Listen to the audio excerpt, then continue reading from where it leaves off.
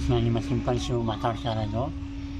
ಇವತ್ತು ಭಾರತೀಯ ಚಿತ್ರರಂಗದ ಹೆಮ್ಮೆಯ ಗಾಯಕ ಮೊಹಮ್ಮದ್ ರಫಿ ಅವರ ಹುಟ್ಟುಹಬ್ಬ.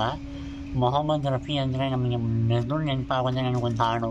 ಆ ಫಿಲಮ್ ಹೆಸರು ನನಗೆ ಮರ್ತೋಗಿದೆ. ಚುರಾಲಿಯಾ ಅಂತ ಒಂದು ಹಾಡು ಬರುತ್ತೆ. ಚುರಾಲಿಯಾ ತುಮ್ಕೆ ಅಂತ ಒಂದು ಹಾಡು ಬರುತ್ತೆ. ಆ ಹಾಡು ಯಾವತ್ತೂ ಕೂಡ ನಾನು ಕೇಳ್ತಾ ಇರ್ತೀನಿ.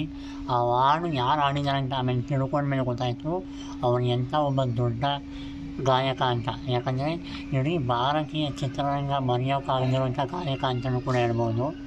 ಕಿಶೋರ್ ಕುಮಾರ್ ನಂತರ ಮತ್ತು ಮೊಹಮ್ಮದ್ ರಫಿ ಇವರಿಬ್ಬರು ಕೂಡ ಹಿಂದಿ ಚಿತ್ರರಂಗದ ಒಬ್ಬ ದೊಡ್ಡ ಗಾಯಕರು ಅಂತಲೂ ಕೂಡ ಹೇಳ್ಬೋದು. ಡಿಸೆಂಬರ್ 24, 1924 ಪಂಜಾಬ್ ಪ್ರಾಂತ್ಯದಲ್ಲಿ ಜನನ ಆಗುತ್ತೆ. ಆದರೆ ಇವರ ಒಂದು ಸಾಧನೆ ಹೇಳ್ತಾ ಹೋದರೆ ಮುಗಿಯೋದೇ ಇಲ್ಲ. ಯಾಕಂದರೆ ಸುಮಾರು 25,000 ಹಾಡುಗಳನ್ನು ಹಾಡಿದ್ದಾರೆ. ಸುಮಾರು 12-13 ಭಾಷೆಗಳಲ್ಲಿ ಹಾಡುಗಳನ್ನು ಹಾಡಿದ್ದಾರೆ. ಕನ್ನಡ, ತಮಿಳ್, ತೆಲುಗು, ಹಿಂದಿ, ಮಲಯಾಳಂ ಮತ್ತು ಅಸ್ಸಾಮಿ, ಬೆಂಗಾಳಿ, ಗುಜರಾತಿ ಹೀಗೆ ಅನೇಕ ಭಾಷೆಗಳಲ್ಲಿ ಹಾಡುಗಳನ್ನು ಹಾಡಿದ್ದಾರೆ. ಅತಿ ಹೆಚ್ಚು ಹಾಡುಗಳನ್ನು ಹಾಡಿರೋದು ಅಂದರೆ ಅವರು ಹಿಂದಿ ಚಿತ್ರರಂಗದಲ್ಲಿ. ಕನ್ನಡದಲ್ಲಿ ಒಂದೇ ಒಂದು ಹಾಡನ್ನು ಹಾಡಿದ್ದಾರೆ, ನೀನೆಲ್ಲಿ ನಡೆವೆ ದೂರ, ನೀನೆಲ್ಲಿ ನಡೆವೆ ದೂರ. ಒಂದೇ ಒಂದನ್ನು ಹಾಡನ್ನು ಹಾಡಿದ್ದಾರೆ. ಆ ಹಾಡು ಯಾವತ್ತಾರು ಕೇಳಿದ್ದೀರ ಅಂತ ಎಲ್ಲ ಅಂದ್ಕೊಳ್ತೀನಿ. ನಾನು ಕೇಳಿದ್ದೀನಿ. ಆ ಹಾಡು ತುಂಬ ಚೆನ್ನಾಗಿದೆ ಫ್ರೆಂಡ್ಸ್, ದಯವಿಟ್ಟು ಕೇಳಿ. ಅಂದರೆ ಕನ್ನಡಕ್ಕೆ ಒಂದೇ ಒಂದು ಹಾಡು ಹಾಡಿ ಅವ್ರು ಮತ್ತೆ ವಾಪಸ್ಸು ಬರಲೇ ಇಲ್ಲ.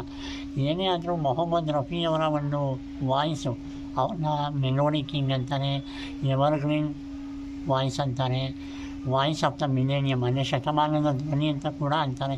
ಹೇಗೆ ನಾವು ಭಾರತದಲ್ಲಿ ಲತಾ ಮಂಗೇಶ್ಕರ್ಗೆ ಗಾನ ಕೋಗಿಲೆ ಅಂತ ಕರಿತೀವೋ, ಹಾಗೆ ಇಡೀ ಇಂಡಿಯಾದಲ್ಲಿ ನಮಗೆ ಮೊದಲು ನೆನಪಿಗೆ ಬರೋದೇ ಮೊಹಮ್ಮದ್ ರಫಿ. ಆನಂತರ ಕಿಶೋರ್ ಕುಮಾರ್, ಆನಂತರ ಡಾಕ್ಟರ್ SP ಬಾಲಸುಬ್ರಹ್ಮಣ್ಯಂ, ಯೇಸುದಾಸ್, ಈ ಥರ.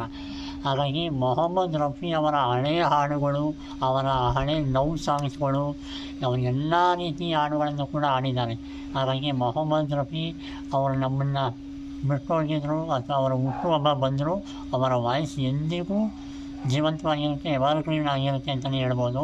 ಸೊ ನಿಮಗೆ ಯಾವ ಹಾಡು ಇಷ್ಟ ಅಂತ ದಯವಿಟ್ಟು ಕಮೆಂಟ್ ಮಾಡಿ ಫ್ರೆಂಡ್ಸ್ ಅಂತ ಹೇಳ್ತಾ ನನ್ನ ಮಾತನ್ನು ಮುಗಿಸ್ತಾ ಇದ್ದೀನಿ. ಜೈ ಹಿಂದ್, ಜೈ ಕರ್ನಾಟಕ ಮಾತೆ.